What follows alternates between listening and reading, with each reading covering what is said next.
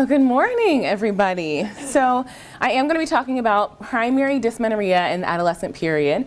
And for those of you that have worked with teenagers before, you know that sometimes they can be a little bit dramatic. And so when they come in to see me for their painful cycles, a lot of the time they're asking that question, am I dying? Is this normal?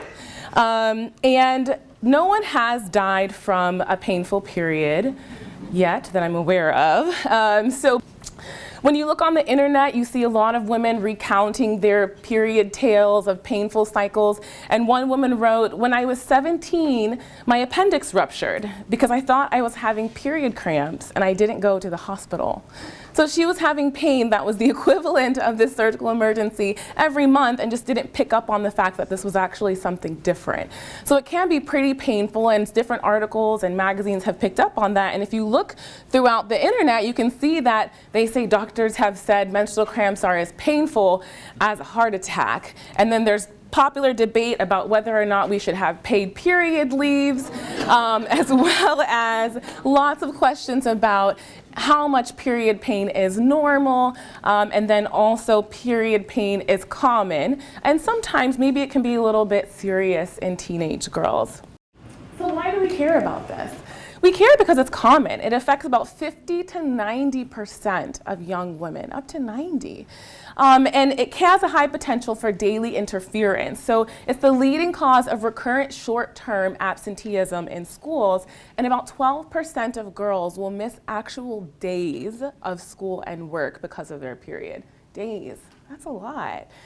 There are other associated symptoms, an increased risk of PMS, PMDD, anxiety, depression, decreased quality of life, as well as long-term sequelae that can occur if it's left untreated, such as chronic pain and infertility. Dysmenorrhea is divided into both primary and secondary, and primary dysmenorrhea is going to be majority of adolescents, and typically is characterized by painful menstruation in the absence of pelvic pathology. Secondary dysmenorrhea is going to be painful menses in the presence of some kind of pelvic pathology or other recognized medical condition. Endometriosis is typically going to be the leading cause of this. Painful dysmenorrhea is typically going to be painful spasmodic cramping in the lower abdomen, both just before and or during menstruation, in the absence of any discernible macroscopic pelvic pathology. Typically it occurs shortly after menarche, about 6 to 24 months, because it needs the opportunity for the adolescents to have ovulatory cycles. The pathophysiology of dysmenorrhea can be a little bit complex, but we'll see if we can break it down a little bit. So it's basically due to the overproduction of uterine prostaglandins. And so during the menstrual cycle, the ovary has two phases. And so one's going to be the follicular phase, and the second is going to be the luteal phase. And in between the two is going to be ovulation. So you need ovulation to take you into that luteal phase. During the luteal phase, progesterone does go up a little bit, but then it starts to gradually withdraw. And it's that withdrawal that leads to increased prostaglandin synthesis. The prostaglandins are also released from the cells that are disintegrating, from the endometrium that's sloughing off. This can lead to increased contractility of that uterine muscle, which then leads to increased ischemia and hypoxia of the uterine muscle, so in a sense, strangulation, which then leads to this pain. And so the prostaglandins can have a wide range of biological effects, both of themselves and through their conversion into leukotrienes. They can lead to pain, inflammation, changes in body temperature and sleep dysregulation, nausea, vomiting, headache, dizziness. And so it can be a myriad of things that can come about from that. There was a study that actually someone had the fortune of examining menstrual fluid and urine in women, and what they found was that there were double the amount of PGF2 activity in the menstrual fluid, and urinary leukotrienes were also elevated. Secondary dysmenorrhea, as we stated, is going to be painful menses due to pelvic pathology or some other recognized medical condition, and endometriosis is going to be the most common cause of this. Other causes could be adenomyosis, infection, myomas or uterine fibroids, which are a little bit less common in the adolescent period, as well as Mullerian anomalies or other obstructive reproductive tract anomalies.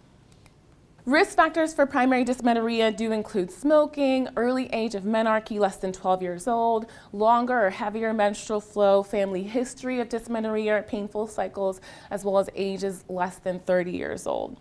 First question for you guys. How long does primary dysmenorrhea typically last? Is it 3 to 4 hours, 8 to 72 hours, 24 to 48 hours, or 5 whole days?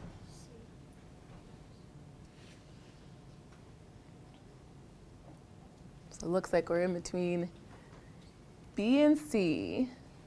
So in terms of symptoms of primary dysmenorrhea, it usually starts before or at the start of menstruation. It typically lasts 8 to 72 hours.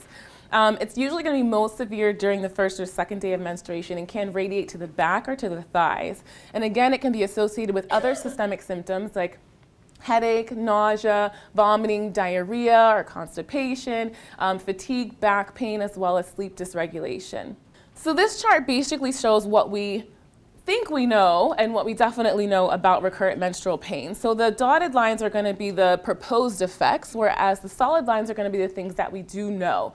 So what we know is that recurrent menstrual pain can lead to decreased quality of life, decreased sleep quality, decreased physical activity, poorer moods, and this comorbidity with chronic pelvic pain. And that can then reflux back all the way over here, which leads to an increased sensitivity to pain, CNS changes, and then this predisposition to chronic pain.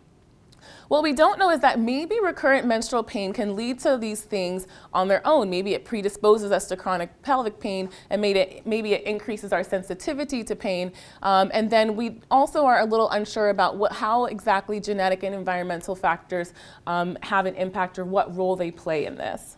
When a patient comes in with painful cycles as their chief complaint, you definitely want to take an accurate history, a thorough history, and in addition to your initial evaluation. That includes medical, gynecologic, menstrual, family, and psychosocial histories, but obviously you want to pay a little bit closer attention to that gynecologic and menstrual history. You don't typically need to do a pelvic exam only if you are concerned that they're sexually active, and that could play a role in helping you to make the diagnosis. Otherwise, an external exam is usually going to be sufficient. That's really where you can assess Tanner staging, making sure everything's in the right place, and that there are no signs of trauma.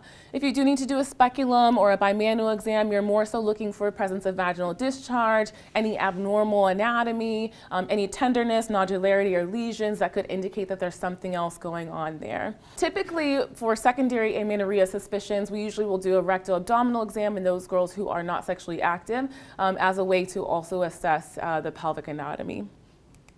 You don't have to do that, though.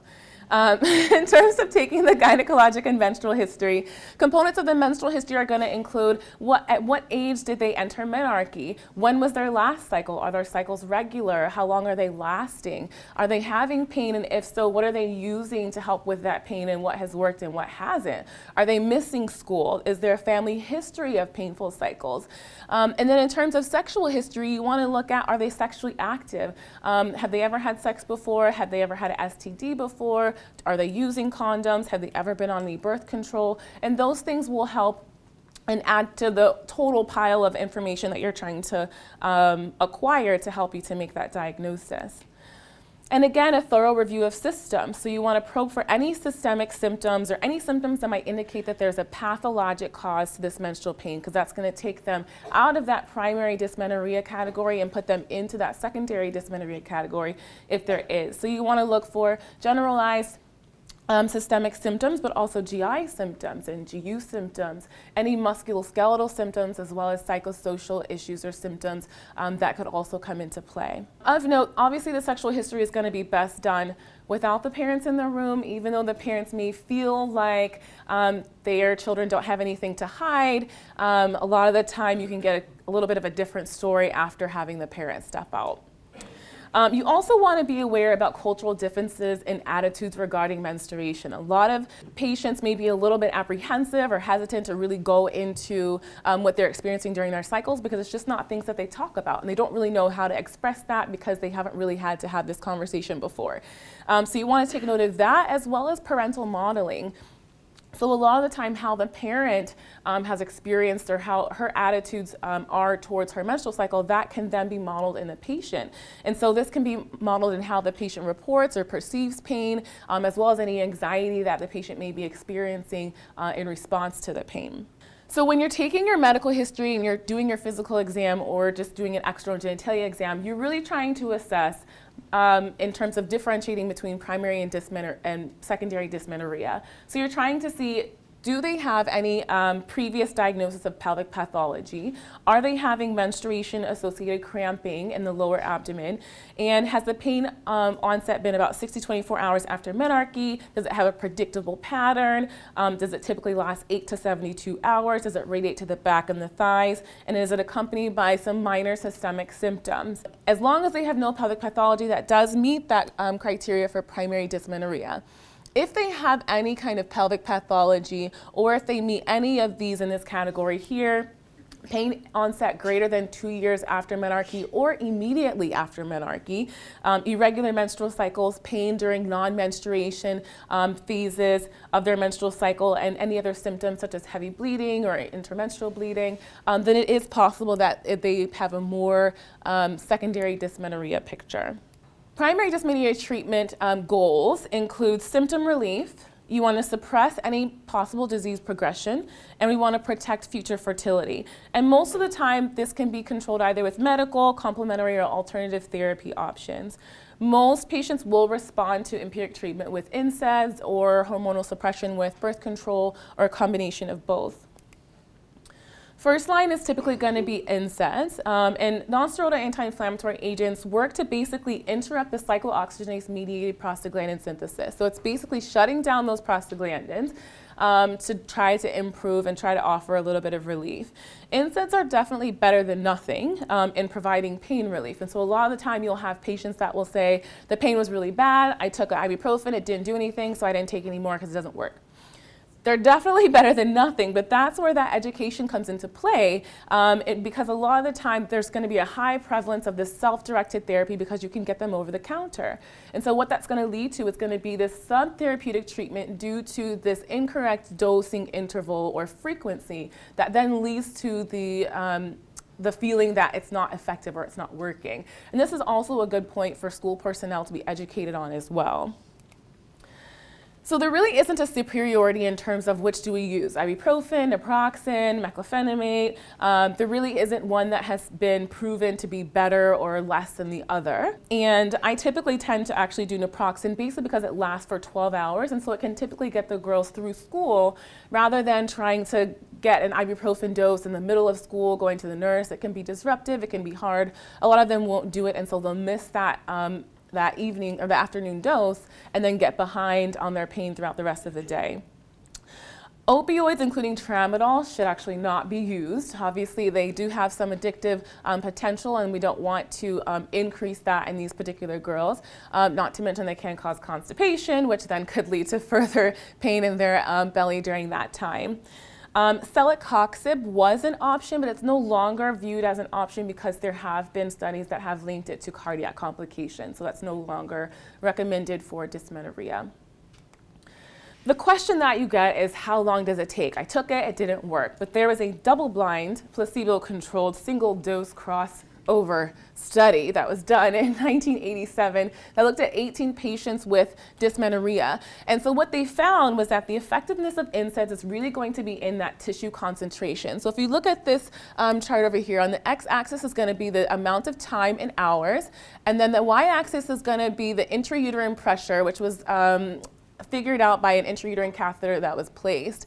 And so the top line is going to be the placebo, and the bottom line is going to be the meclofenamate that was used as the NSAID during this study. And so what they found was that with NSAIDs, the effectiveness is going to be more so in tissue concentration over time. And so the intrauterine pressure did decline about 20 to 56% over time, over 3 to 4 hours. Whereas with the placebo, it actually increased over 6 to 35%. So it's definitely better than nothing, but it does take a continued use of using it in order to really see those effects. And so you want to start the NSAIDs if you're having regular cycles 1 to 2 days before the period even starts, or at that first feeling of a cramp or a spot or anything, you start taking that NSAID and you continue it in a continuous fashion throughout the cycle, and you want to continue usually about 2 to 3 days into the bleeding. Also, you want to take it with food and increase your fluid intake. Now, there will be about 15% of women who don't respond to, or maybe they're intolerant of the prostaglandin inhibitors or NSAIDs. And so they may benefit more from the hormonal agents or birth control. And you can either use that independently of the NSAIDs or combine it with the NSAIDs for an added relief. And this, again, will be decreasing that prostaglandin production by working on and decreasing endometrial proliferation and ovulation. So hormonal agents or birth control, sometimes I say hormonal therapy because when you say birth control, the parents' eyes get really wide and then they kind of shut down a little bit. So hormonal therapy or birth control can be either. And you can use it as a combined, meaning estrogen and progesterone together if there are no contraindications to estrogen, which comes in a combined oral contraceptive, a transdermal skin patch, or a vaginal ring. Or you can do a progesterone only option, which is also a progesterone only pill, the intramuscular or subcutaneous depo-medroxyprogesterone acetate, which is Depo, the single rod contraceptive progestin implant, which we know as Nexplanon, and the levonorgestrel intrauterine device, which is the Mirena. Choosing one method over another should really be patient driven, so all of the methods are typically going to be effective. The main question comes down to use of the contraceptive pills in terms of cyclic versus continuous. Which do we do? And so cyclic means allowing them to have a cycle every month, versus continuous means basically taking the pills continuously. Continuous regimens do have a more rapid onset to pain reduction, but everything is going to be equivalent, usually about 6 months of use. So after about 6 months, they're going to be on the same scale. So long-term success with both is possible.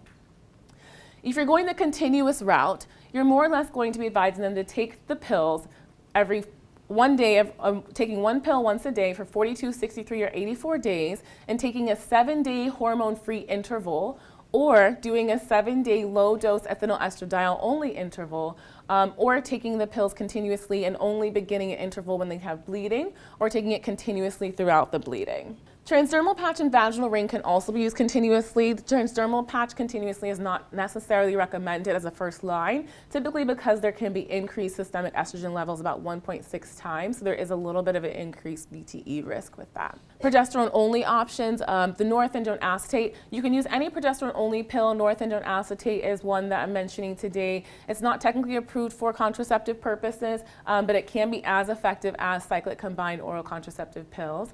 The Nexplanon has about 82% relief with dysmenorrhea, and the IUD, the Mirena IUD, or a hormonal IUD, I should say, has 92% improvement with pain.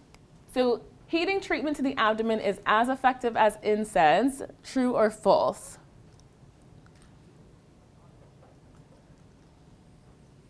Okay, so it looks like majority of you feel that heating is not as effective as NSAIDs. Actually is. So it actually can't be as effective as taking an NSAID. And so the reason why that can be helpful is that if they're taking a Proxen or an Aleve, they can add on a heating pack to their belly and get an added relief onto that. And they say it's about 40% effective as well. So complementary and alternative therapies, they can be promising, but the data behind a lot of them otherwise is limited. Exercise and heat treatment, like I talked about, the heat treatment can be effective. Exercise, we know, also can be effective. The others in terms of dietary supplements, ginger, vitamin D, those are a little bit more variable. Some studies have shown that they have been effective. Other studies have shown a little bit of a limited response. Other options could be acupuncture or yoga. Of course, these aren't first line, but improvement has been demonstrated. And then keeping in mind that safety and efficacy data on the herbal treatments are a little bit unclear, so using those kind of at your own judgment. Surgical approaches are not recommended for primary dysmenorrhea. Please do not offer ablations or hysterectomies to these patients, even if they come in asking for it. So in terms of follow-up, you do want to have them follow up to assess really their response to treatment. Having them keep a pain calendar can be helpful in addition to their menstrual calendar, just to have a good idea about if the pain is resolving. Because if there is not resolution of the pain, typically within 3 to 6 months, then you want to evaluate for, are they taking it properly? Sometimes there can be forgetfulness, financial barriers, sometimes conflicts with parents. But then if they are maximizing their compliance, you want to then consider other possible secondary causes, which would then get us into that possible secondary dysmenorrhea. So you want to refer. At what point do you feel like you want to refer to a pediatric and adolescent gynecologist? Is that going to be 1 to 2 months, 3 to 6 months, 6 to 12 months, or 2 years?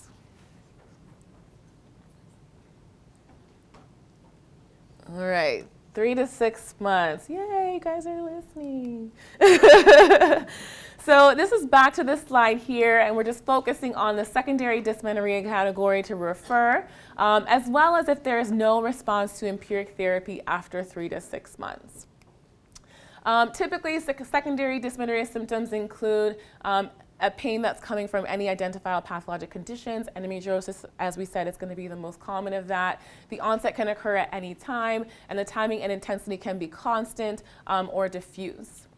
You really want to suspect secondary dysmenorrhea if they have pain immediately after menarche, or if it's significantly delayed, if they have progressively worsening dysmenorrhea, abnormal uterine bleeding, a family history of endometriosis, or if there's a concern for any obstructive reproductive anomaly. They may have other issues such as renal anomalies or spine, cardiac, or GI. Obviously, also making sure to do a more comprehensive evaluation, looking for any other potential causes, GI, urologic, musculoskeletal, or psychosocial. You can also consider a pelvic ultrasound to look for obstructive reproductive tract anomalies, fibroids, or any adnexal masses, keeping in mind that you cannot diagnose or rule out endometriosis via ultrasound. Typically, that is done through surgery and collecting pathology and collecting tissue biopsy to send to pathology for diagnosis. And then this is also in your handouts as well, evaluation of suspected secondary dysmenorrhea. You can see primary dysmenorrhea up top, and then it kind of goes through clinical features that you may encounter with any of these others, as well as how to properly evaluate them or work them up if you have those suspicions or those concerns. And so even though it may feel like they're dying, I think Nair Waheed said it best in Salt when she said, "I bleed every month, but do not die. How am I not magic? The lie." Thank you.